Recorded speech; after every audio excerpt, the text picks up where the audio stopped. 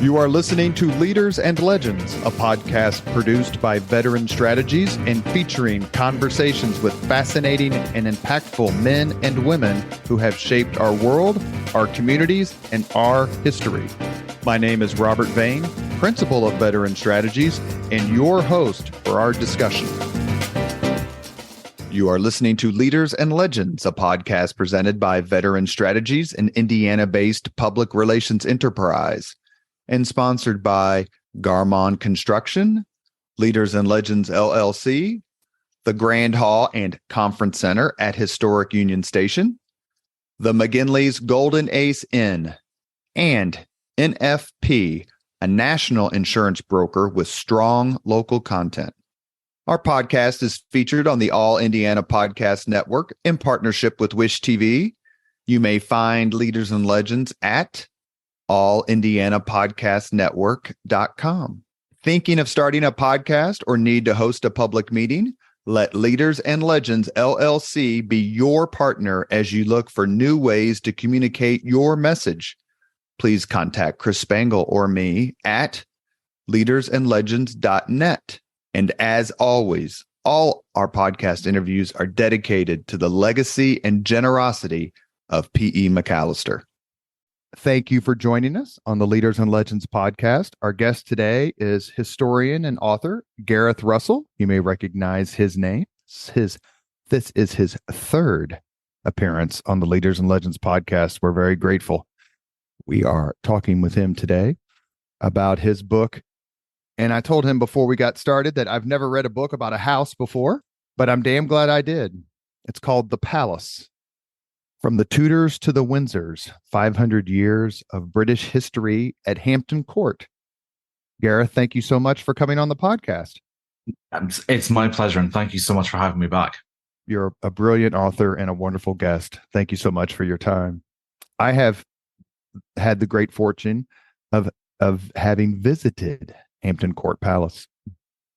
What is it about the palace that drew you to and convinced you to write a book about it and its inhabitants and visitors?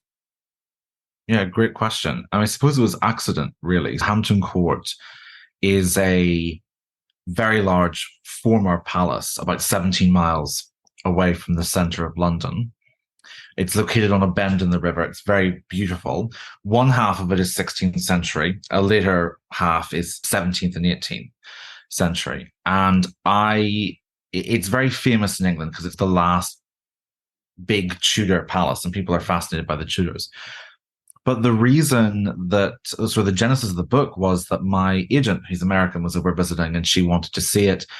And I offered to play tour guide.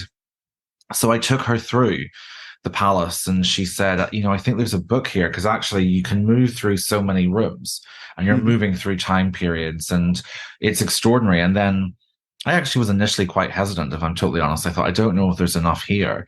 And then when I did very basic research, I thought, my goodness, there's actually almost too much here. There's so many fantastic histories. And the joy of doing it is, the premise of the book is that it's one chapter per room from a different person's perspective in a different decade, and you move through history with these different rooms. And that just seemed to me a really fun, different way of telling a story.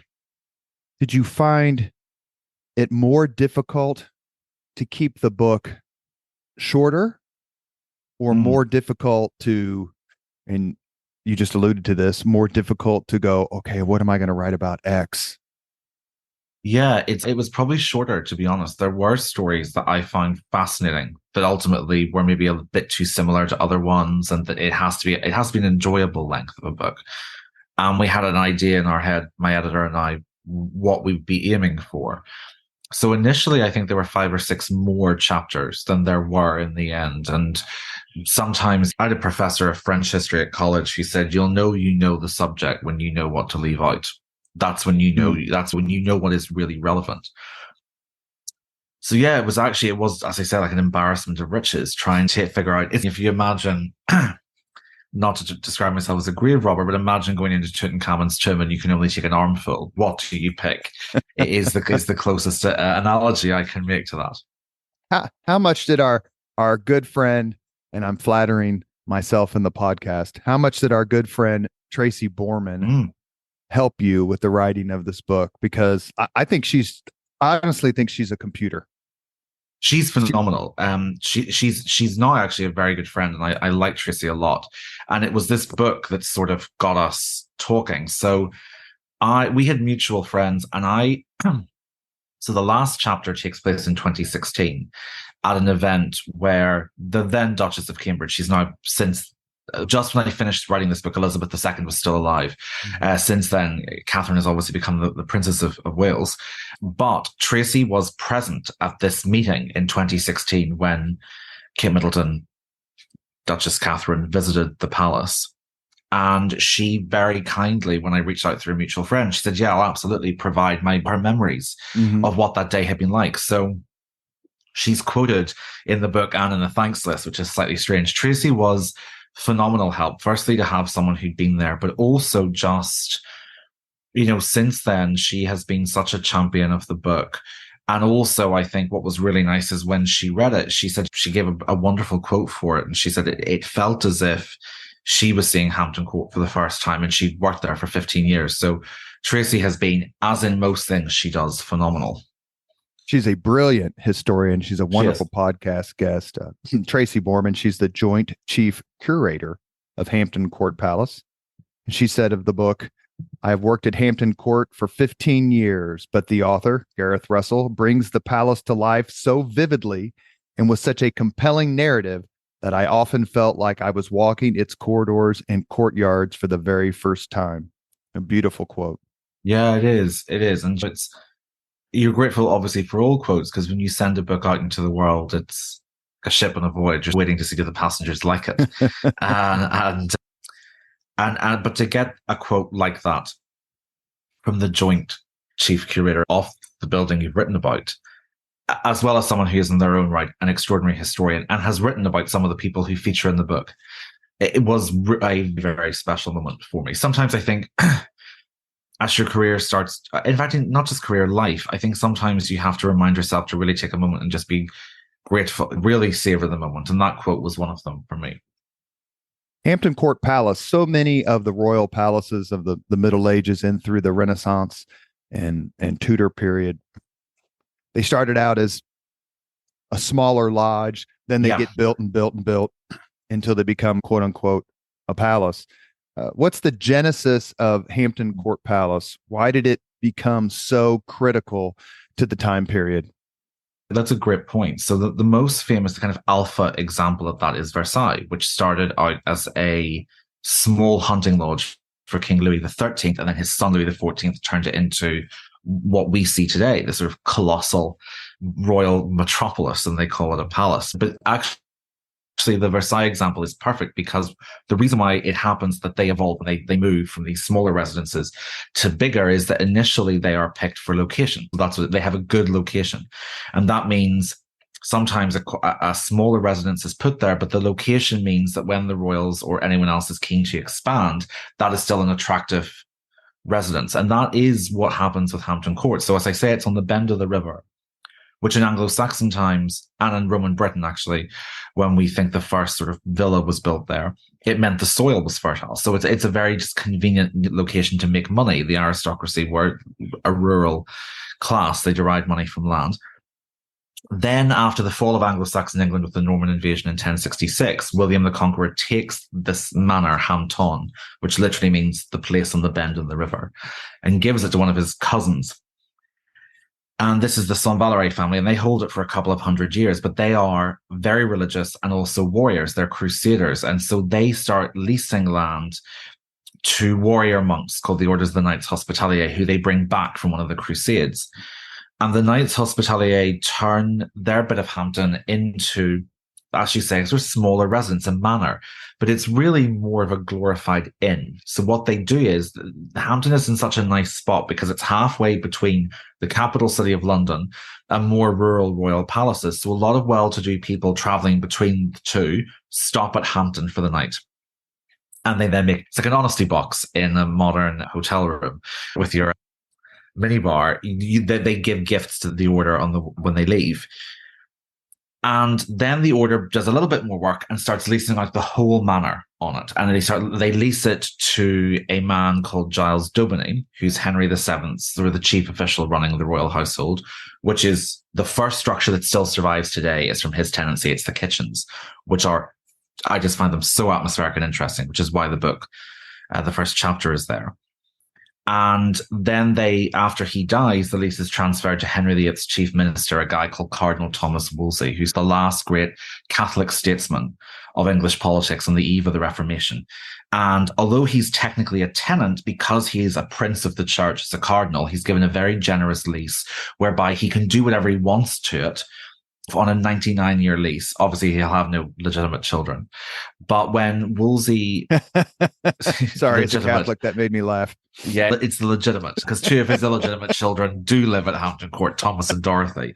And actually, for Game of Thrones fans, I found quite interesting that at this period, a polite way of giving a name to a bastard was Winter. The Snow Winter.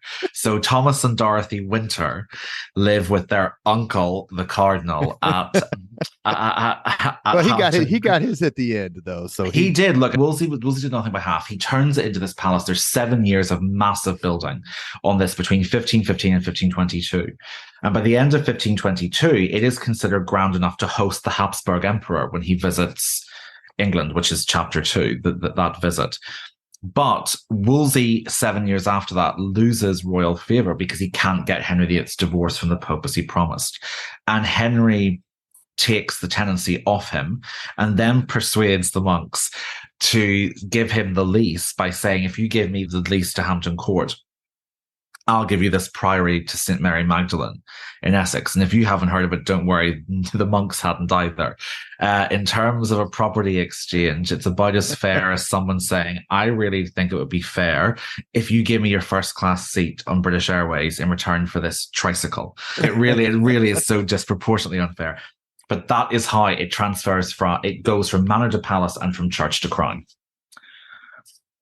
Is it fair to say that the Tudors, perhaps more so the reign of Henry VIII, so we're talking 1485, that's the Tudor period, would that be considered the apogee of palace building in English/British history? Yes. So that's really, yes, it is in English and British history. It is that period because the Scottish royal family also build a lot in that period. The British Isles are, and actually you see quite a few of the great Irish noble families like the Butlers and the Fitzgeralds building a lot at that time as well. But that's quite unusual in European history because elsewhere, the great period of palace building is the 17th century. It's afterwards. It kickstarts a bit in England. And then because of the Great Civil War in the 1640s and the financial tensions surrounding the monarchy at that time, there just aren't new palaces built. So really the high point of palace building is within the Tudor period, and specifically it's within a kind of 14-year window under Henry VIII from about 1533 when he marries his second wife, Anne Boleyn, who has a great eye for art and architecture, and his death 11 years later in 1547. Anne is executed in 1536, and with her kind of goes the moderation, and Henry becomes a quite fevered builder and pincher of palaces. He is both architect and thief of many. And by the time he dies in 1547, the royal family own 55 homes. Now, they're not all great palaces. The really big ones are Hampton Court, Windsor, Whitehall, Greenwich, and Richmond.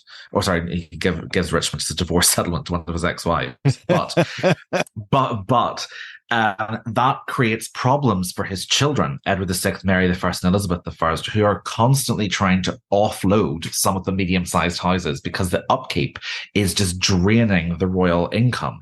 Yes, it's the great age of palace building, and his children are left with this colossal bill that they quite resent. But for Hampton Court, what it means is that there's a second big stage.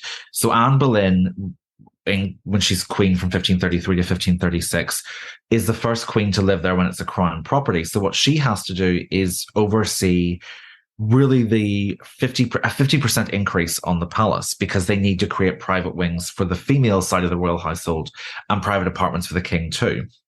Then after she's executed, Henry goes on 3 more years of refits and refurbs.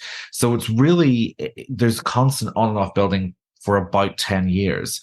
And there's 6,500 pages of receipts and modification records for it. So by the time he's finished in 1539, it is one of the grandest and most impressive palaces in the world. And it still has that allure, because many of those other palaces that you talk about in this great period of palace building don't survive the 17th century.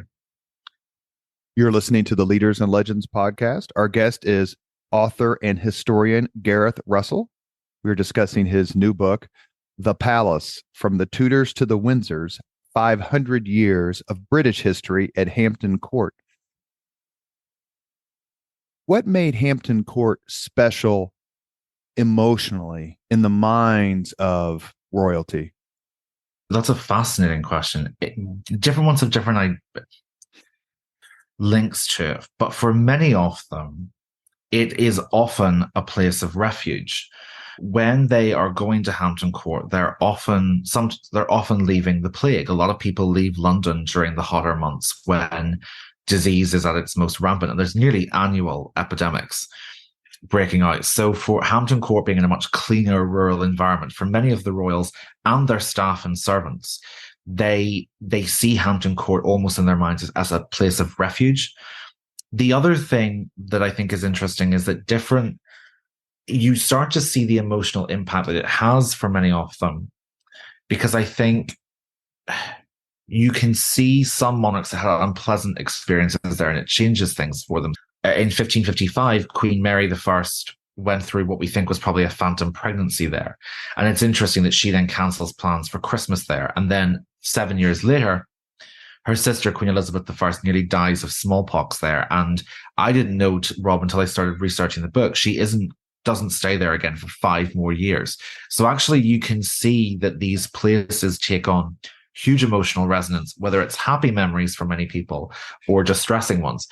I also think that it's also a great palace for royal families with a large amount of children, because there are smaller sort of mansions and residences in the estate where you can keep the children away from the hustle and bustle and disease of court life, but they're also close enough to regularly see their parents. So actually it can become quite a sort of happy family compound for some royals as well. So there's a variety of reasons why so many royals have such an intense emotional relationship with Hampton Court. Not only in the UK, but in the United States, those of us who are friends and fans of this time period in British history, we're fascinated by many things, but high on the list is intrigue. And then let's talk murders. Yeah. And as my medieval history graduate thesis director called it, warring and whoring. Yeah, there's a lot of that. All the above were happening at this palace. Do you have a particular favorite one or two stories of intrigue? Yeah. Because when you mentioned the English Civil War earlier, that popped into my mind. Yeah. One is I quite enjoy a story I tell in one of the earlier sections of the book about the boy King Edward VI and his best friend, an Irish nobleman called Barnaby Fitzpatrick. Because you see sort of Barnaby's a bit of a kind of, I don't want to say frat boy, that's probably too harsh on him, but he's certainly kind of, Barnaby starts to have an eye for the ladies. He's very good looking. He's very charismatic. And you see these very strong Protestant preachers around Edward VI start to go after Barnaby to end the friendship, because they're worried he's going to be a corrupting influence. And I quite liked telling the story of that friendship between this young king and his best friend. The English Civil War and Hampton Court's links to it are totally fascinating, because the royal family flee there when London goes over to the side of Parliament during the Civil War in the 1640s. And then when the royalists lose the Civil War, Charles I is brought back there as a prisoner. So in many ways, the Civil War of the 1640s is birthed and buried at Hampton Court. There's an extraordinary amount of intrigue and whether or not Charles actually escapes from there and restarts the Civil War. And I came across really interesting evidence from certain anti-monarchists that said he was allowed to escape. We let him escape because we knew that if he did that, we would have a reason in the public's mind to go after him even harder. In terms of the whoring, the great one is Charles II, who was king from 1660 until 1685. And that was chapter 16 about his fairly morally repellent mistress, Lady Castlemaine. But I tried to tell all the mistresses' stories, and you have cross-dressing Hortense Mancini, who turns up disguised as a highwayman to escape her husband. And then she has an affair with the king and his married daughter.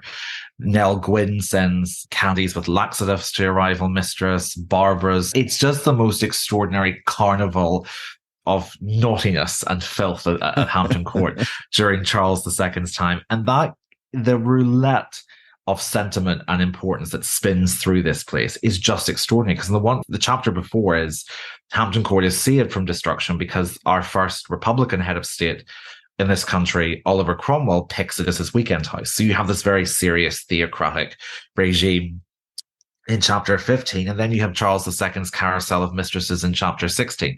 And that's part of the great excitement of doing Hampton Court, because each generation reinvents what the atmosphere of this palace is.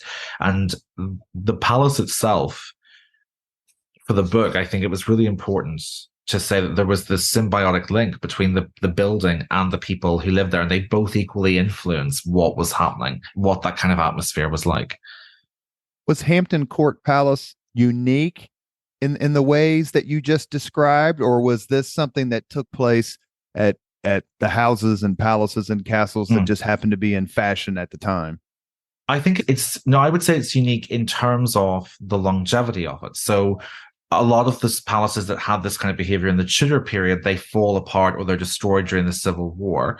Or you have later ones like Kensington Palace and Buckingham Palace that don't quite have the same open raunchiness as the earlier ones had. And it's the fact that Hampton Court is a royal residence from 1529 until 1760 and a royal property from 1531 until today that you have this kaleidoscope of eras at it. So that's what makes it unique. You have attitudes and periods moving through this palace that other palaces just don't really have. When did, or during which periods, you mentioned the Merry Monarch, Charles II, and his roulette of liveliness. What caused, because you detail this in your book, what caused Hampton Court Palace to fall out of favor? Sure. So there's always stories that you hear in history, and you get the radar that it's going to be nonsense. I call them Marie Antoinette's cake, and you just know it's going to be an absolutely ridiculous story. And I was very much under the impression that the story that is told about Hampton Court was going to be Marie Antoinette's cake. And the story is that in 1760, King George II dies and is succeeded by his grandson, who becomes King George III, who apparently was to make quite a bit of a business of being the last king of places, as he was for you and as he was for the palace. And George allegedly had such a difficult time at Hampton Court living with his grandfather George II after his own father's death that he hated Hampton Court. And that's why he shut it down as a royal residence. And actually, broadly speaking, that is true. It's not totally true. He didn't hate it enough to let it fall to rack and ruin. But when his father, Prince Frederick, died, the young Prince George was taken into the occasional care of his grandfather, George II, who had a very aggressive temper, really unpleasant man. And I came across a source from one of George III's sons who details that his father told him that the reason why he turned against Hampton Court was because one day when he was a teenager, his grandfather, George II, lost his temper so violently that he beat the living daylights out of the teenage grandson, George III. And it was so distressing for him, what George II did, and it felt so unjust. And bear in mind, Rob, as many of your listeners will know, corporal punishment at the time was not unusual. The act of George II smacking him would not have been considered abusive in and of itself. So he must really have beat him for it to register as exceptional. Right. So when George III succeeds the throne in 1760, he decides to retire. He doesn't have any interest in living at Hampton Court. And when he wants to go to the countryside, he goes to the slightly newer palace of Kensington Palace, which is now in London, but at that point was more on the outskirts. And he also buys a mansion in the centre called Buckingham House that he gifts to his German wife, Queen Charlotte, that becomes Buckingham Palace. And then when the Industrial Revolution happens and the royals do again need a proper countryside residence to get away from the smog, there's interest in reviving an antique palace, but George III's dislike for Hampton Court sees him pick Windsor Castle, which of course many people will have seen from so many things about the British royal family. And the reason why it's integral today is that George III and his son George IV put their money into renovating the interiors of this old medieval castle.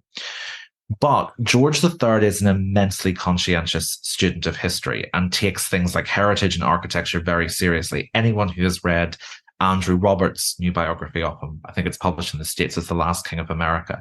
It's a huge book, but it's so thorough. And the stuff in George's education and intellectual interest is fascinating. But George, despite not wanting to live at Hampton Court, did understand it was important to history and heritage. So he sets aside money to make sure it stays in good condition. And he then hits upon an idea that is simple and clever. He divides the interior of former royal apartments into sort of self-contained apartments that he gifts to revolution fleeing cousins or retired royal servants or widowed aristocrats. And the deal is you will pay next or no rent for this little set of rooms you're given at Hampton Court, but it's your job to maintain them and heat them, which is crucial. It keeps out the damp. So thanks to George III's policy that's called the grace and favour system that continues right the way through the time of Elizabeth II, Hampton Court becomes this fabulously eccentric compound of Georgian and Victorian geniuses and blue bloods all living in this sort of like a cross between a country club and a very and I don't know what the other way to describe it would be, country club and retirement home, all rolled into one. And that's one of the chapters because it's just fascinating who lived there. So George III does that to the interior. He opens the gardens to the public for the first time. And this policy is then extended by his granddaughter, Queen Victoria, early in her reign, when she starts to open up bits of the big public rooms like the chapel and the Great Hall, with the result that Hampton Court under Victoria starts and very quickly becomes a massive tourist attraction. So by the middle of Victoria's time as Queen, about 200,000 visitors are going to Hampton Court every year, helped, of course, by the invention and spread of the railways. So that, in a nutshell, is how it goes from palace to residence to museum. Was Hampton Court the first quote unquote museum? Now, when you go over there, there's obviously the Royal Collection Trust and historic royal palaces, and they're all amazingly done, so beautifully done. But was this starting the start of the trend, and how beneficial has this trend, if that's the right term, been in keeping these places alive? Because I can't imagine how much it would cost out of a monarch's pocket to keep these things up and running. It's also, yes, absolutely. It also means it justifies. Sometimes it can be tricky for them. Recently, with the big refurbishment of Buckingham Palace, the reason why they had to ask for so much money is that they have to do the whole thing because tourists are walking through so much of it. So there becomes a health and safety component. But broadly speaking, it has been hugely beneficial. Hampton Court was the first major one. You could pay caretakers beforehand to show you around when the royals weren't there. But as a museum, Hampton Court was the first time this was really tried. And I think people were shocked at the success of it. Initially, there was no question of opening the royal homes that were still residences. It would only be ones like this in the Tower of London that had retired the residential programs. It starts to expand bit by bit. So really the only one today that doesn't do it is St. James's Palace in London, partly because it is still a working palace. And actually many military organizations have headquarters there, so they can't really do that. But what it does for also British history in general, which is extraordinary, is that it gives a lot of people a vested interest in it and massive. I mean, they draw it. They still draw in huge crowds today. Hampton Court is then handed over in the time of Elizabeth II to a charity called HRP, or Historic Royal Palaces, that works in partnership with the Crown, but is given total freedom about the exhibitions they mount and how they raise their money. So Hampton Court, the Tower of London, a former banqueting house in Whitehall, mm-hmm. Kew Palace, and then later places like Kensington Palace and Hillsborough Castle, which is the royal family's official residence in Northern Ireland, are incorporated into it. And some of them do still have residential quarters. So you actually see the programme expand and expand. And part of that, Rob, is just that, as many of your listeners will know just to look at these palaces, they were built at a time when there was no industrialization of labour. So you needed massive staffs for their upkeep, for all of it. And those palaces have survived, but that work model has not.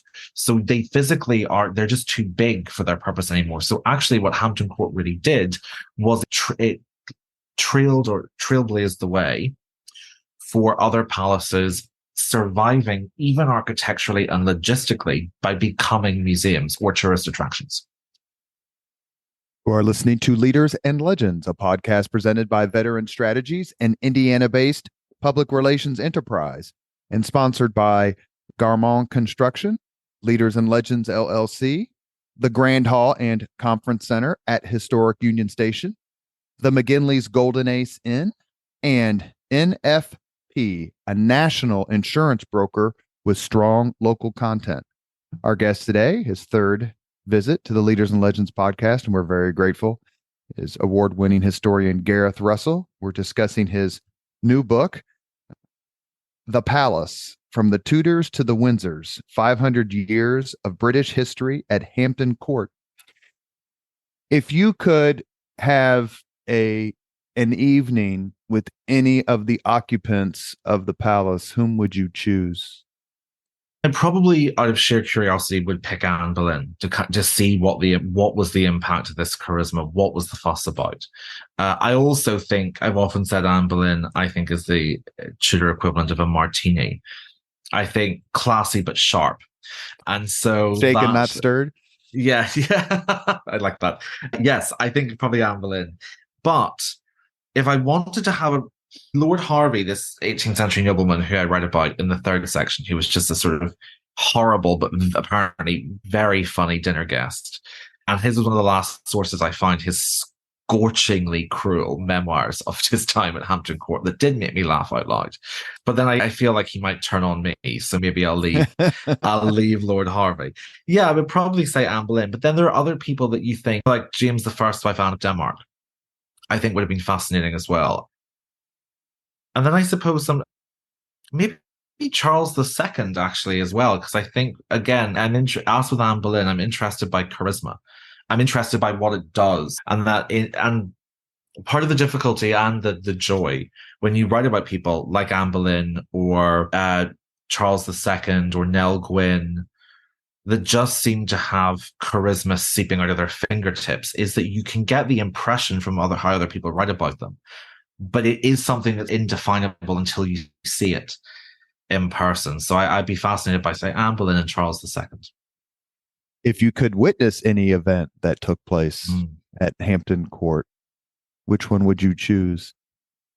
This is not a moment of high historical interest, but I just think the production values sound fantastic. And also, we can't see this form of entertainment anymore because by its nature, it was transient.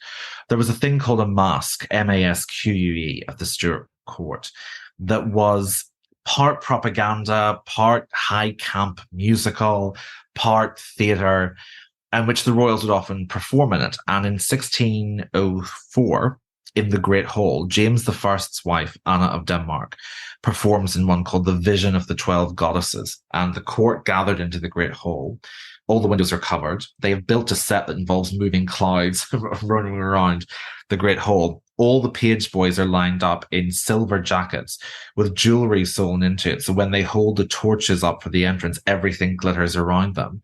And then wearing the recycled state gowns of Elizabeth I, the cast led by the new queen descend and perform this form of theatre that's just gone forever. And I think it sounds spectacular. It was such a lucky source to find, Rob, when you find the details of exactly where everyone was and what they saw.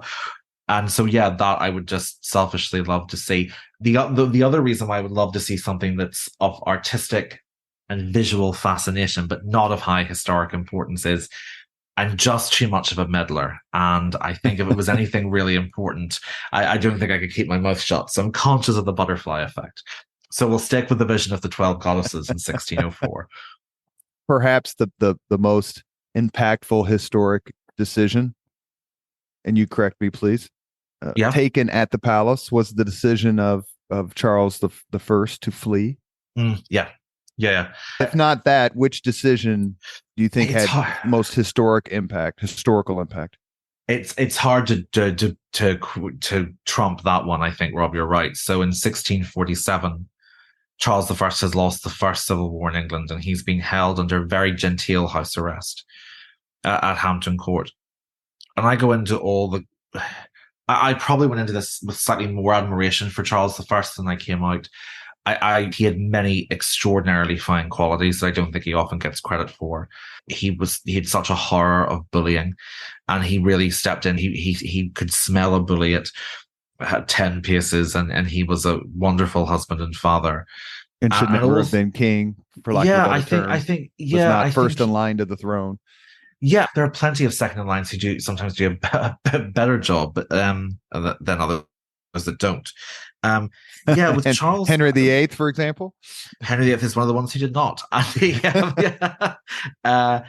Charles. It's interesting because I think there were some qualities there that were perfectly suited to being king, but it was not. Charles would have been a wonderful king of France. He would have been a fantastic king of France, or possibly even of Spain. The problem was that he just was not a king that was suited to limited monarchy. And that wasn't in vogue in the rest of Europe at the time. It was a time of growing absolutism and centralization, but not in England. And he disastrously refused to accept that. And the decision, he comes back at the end of the first Civil War, and they're negotiating, him and Parliament, what the future will look like. And certainly, I don't think that Charles was unreasonable in feeling that his room for maneuver and negotiation was limited by being kept prisoner. But the civil war he had just lost was the bloodiest, to this day it remains the bloodiest percentage-wise of the English and Welsh population. And I do think he was manipulated a bit by his enemies. But ultimately, the decision to run away under cover of darkness, which I describe in chapter 14, and to restart the war is one that has to rest on his head. And I think Charles was not a stupid man. He has to have known what the potential human cost of this decision would be. And again, as he'd done throughout his time, Charles chose principle over pragmatism, or hubris over humanity, because he chose to prioritize what he believed the right political solution would be over potentially many more deaths. And that is something that ultimately does lead to a second civil war. It does lead to the downfall of the monarchy, the exile of his family, and his execution, and 11 years of Republican rule that has a catastrophic impact on Ireland and Scotland. So in many ways, that decision to flee in 1647 has consequences that I would argue are still being felt in some parts of Ireland today. So yes, I would completely agree that of all the decisions taken in Hampton Court, Charles I's decision to leave in 47 is definitely the primary one. Please articulate why you believe the impact on Ireland and Scotland is not only dispositive, but certainly I hate to say deadly and detrimental. It is deadly. Charles. One thing I don't think Charles ever gets credit for in his defense is that he was someone who partly under the influence of his wife, who was a French Catholic princess, had tried to moderate the religious tensions between Protestants and Catholics in his time as King of Ireland. Despite the fact that many Irish Catholics were ambivalent about the Stuarts, they did not want, first of all, they didn't want to be told that they were going to become a republic by England. That was not what they wanted. Also, Henrietta Maria was popular. You have to remember that at this point, the English royals could still marry Catholics. So actually often the Queen's consort, the wives of the kings, were much more popular in Ireland because they were Catholics. The disaster that, and Charles couldn't have known this. He wasn't a prophet. But there were two major organizations in Ireland during the Civil War period. One was called the Irish Catholic Confederation, that was the Catholic elite that was okay in keeping the monarchy, but they wanted to rejig it so that the king's Protestant faith was incidental and Catholicism remained primary in Ireland. And Irish royalists who tended to be Protestants. And they ally in the face of the Civil War together, the Irish Royalists and the Irish Catholic Confederation, because they realize that if the monarchy falls, it might be replaced by a Puritan republic, which for both the Royalists and the Catholics is a nightmare scenario. And when Charles I falls and the Second Civil War restarts, Ireland becomes a hotbed of let's call it anti-republic or anti-Puritan sentiment. And so when the monarchy collapses and falls in England, the new leader of the Republican movement, Oliver Cromwell, takes 12,000 soldiers over to Ireland to crush this alliance between the Royalists and the Catholic Confederation. He ransacks the town of Drogheda and lies about how many people died there. He takes many other towns, and he then and it's very clear if you read the sources that even at the time people are horrified by what he's done. He's gone so far beyond the rules of war. Many places have had terrible wars happen to them and they recover. What Cromwell then does is that he embarks upon a geographical survey of Ireland called the Hibernia Delineatio, or the Down Survey it's sometimes called, where they draw these beautiful maps that show exactly who owns all the land in Ireland, which means the new English Republic knows who to take it from. And under Cromwell's leadership, 2/3 of all the land in Ireland is taken off Irish Catholics and given to Cromwellian supporters. And Irish Catholics, particularly the old Catholic elite, are pushed into the western province of Connaught that has the worst soil. And Cromwell makes it so difficult to ever undo this, because then to undo it, it's darkly genius what he does. And the consequences of the level of resentment that grows up between Protestants and Catholics, and between different provinces in Ireland, lasts for centuries after he's dead. And in many ways, you could say it is still the legacy of 1649 and 1653 can still be felt in parts of Ireland today. So it's very difficult. And to be absolutely clear, I am not blaming Charles I, but that is Cromwell who did that. But Charles I knew who was standing, and Charles I knew his enemies. He knew who they were. He had already seen what they had done to Scottish and Irish royalists. Things, for instance, you took a royalist garrison during the Civil War, if they surrendered, English royalist soldiers would be spared by the parliamentarian soldiers. The Irish ones would not. If they took a ship and they found Irish royalists on board, men or women, they'd throw them overboard. Like, he knew what was coming, and he still decided to gamble it all. And so that's where I think Charles's decision ultimately was catastrophic. Though, to be very clear, the fault lies with the Republic that came after him. Go ahead. But whose creation he unintentionally enabled. I was thinking of Louis the 16th as I read about the fleeing of Charles the First and these desperate acts. Did you find it? Maybe I'm thinking of it in a judgmental way, but we're not talking about the levelers here. We're talking about the Puritans. But I always find it somewhat ironic, hypocritical, that Cromwell lives in these mansions and these palaces, much like Stalin and his dachas several hundred years later. It seems hypocritical. That's the only word I can think of. Am I off base? No, not totally. I think there are people at the time who think that really, because it's not just Hampton Court. He also takes the Palace of Whitehall, which was the largest in Europe. Partly there is a different attitude towards status in the 17th century. So people do want him to seem like the leader of a great country, even though it's a republic, and the palaces have a role to play in that.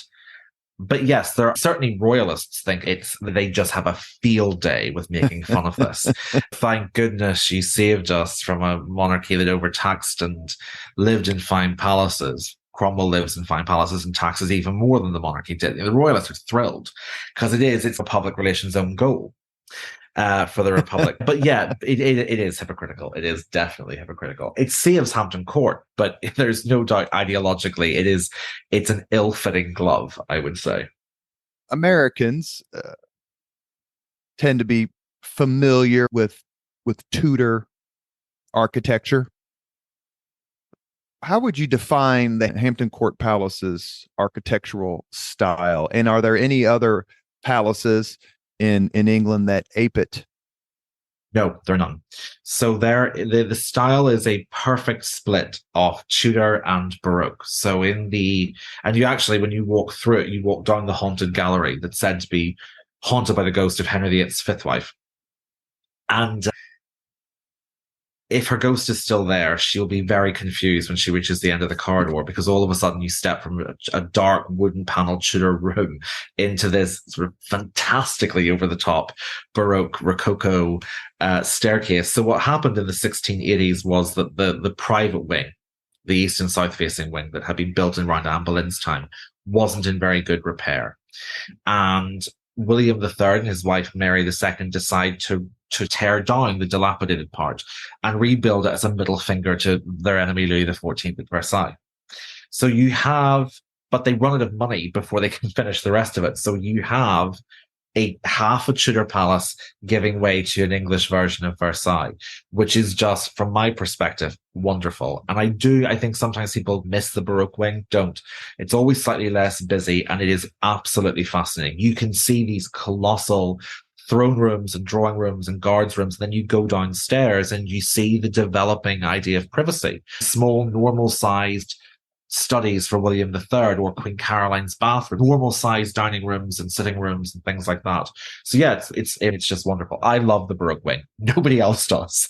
And when I was there with some of the curators, I said, "Oh, I love the Baroque wing," and they said, "No one has ever said that," because I think everyone still wants it to be totally Tudor, but those different architectural styles remind you just how much history Hampton Court has been present for. It's not just the Tudors. The entire Baroque period should be celebrated from A to Z, whether it's a palace or music or art. Love it. Yeah, and they do a really good job with curating it, because they have set up card tables and the outline of old clothes. It's really well done. Hampton Court is a fantastically curated place. It's wonderful. We have a few minutes left with historian and author Gareth Russell. We're discussing his new book. It's incredibly readable. It's fun. It's funny. It's detailed. The amount of research is, I shake my head at you historians who seem to be able to find every comma and semicolon in the pipe rolls or the architectural digest of the time. And the book is called The Palace: From the Tudors to the Windsors, 500 Years of British History at Hampton Court.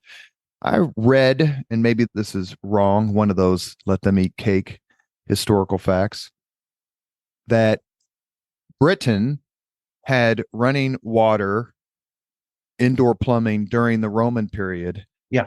And then did not have it again until the Victorian period. No, that's not true. So they did have it who is they? So the upper classes had it in the Roman period, to the best of my knowledge. The Roman plumbing was far better than the Middle Ages, though. There would be a lot of middle class isn't technically the right term, but you know what I'm saying. For lack of a better term. So how did Hampton Court embrace technology? Hampton Court got it because Anne Boleyn did not want a cold bath. So Anne Boleyn could really, she could live on the cozy side of Sybaritic, I think. And so when her bathroom was built, she insisted that her bathroom would be surrounded. It would have walls. The bath would be at the near one of the walls, and there would be faucets, coming through that provided hot and cold running water. And the hot water was heated on the other side, brought up and heated by servants, and then pumped through the faucets into her bathroom. So that's the first time we see full plumbing. They also have a very complex system of sluices and flowing water to deal with the toilet situation, the kind of the communal toilets.